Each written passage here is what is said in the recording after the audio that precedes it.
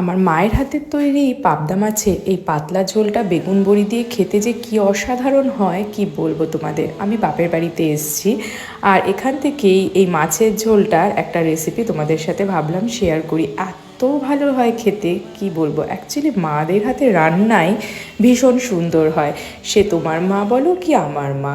আজকে করেছিল পাবদা মাছের ঝোল বেগুন বড়ি দিয়ে, একদম পাতলা, খুব সিম্পল রান্নাটা, মশলা সেরকম বেশি কিছু লাগে না। পাবদা মাছটাকে নুন হলুদ আর তেল দিয়ে কিছুক্ষণ মাখিয়ে রেখে ভাজতে হবে, তাহলে পাবদা মাছ যে খুব ফোটে সেটা অনেকটা কম ফুটবে। আর এদিকে বেগুনটাকে নুন হলুদ দিয়ে ভালো করে ভেজে নেব, তার সাথে বড়িটাকেও ভালো করে ভেজে নেব। মশলা বলতে এখানে কালো জিরে কাঁচা লঙ্কা ফোড়ন দিয়ে 2-3 কোয়া রসুন কুচি ভেজে টমেটো ভেজে নিয়ে পেঁয়াজ বাটা দেবো, ব্যাস। এরপরে নুন হলুদ আর লাল লঙ্কা গুঁড়ো, আর কিন্তু কোনো মশলা এটাই লাগবে না। মশলা ভালো করে ভাজা হয়ে গেলে জল দিয়ে ফোটানোর জন্য দেবো, তার সাথে দেবো বেশ অনেকটা ধনেপাতা। তারপরে বেগুন বড়ি বড় বড় পাবদা মাছ দিয়ে আর একটু ফুটিয়ে ধনেপাতা ওপর থেকে ছড়িয়ে নামিয়ে নিলেই রেডি। অসাধারণ লাগে।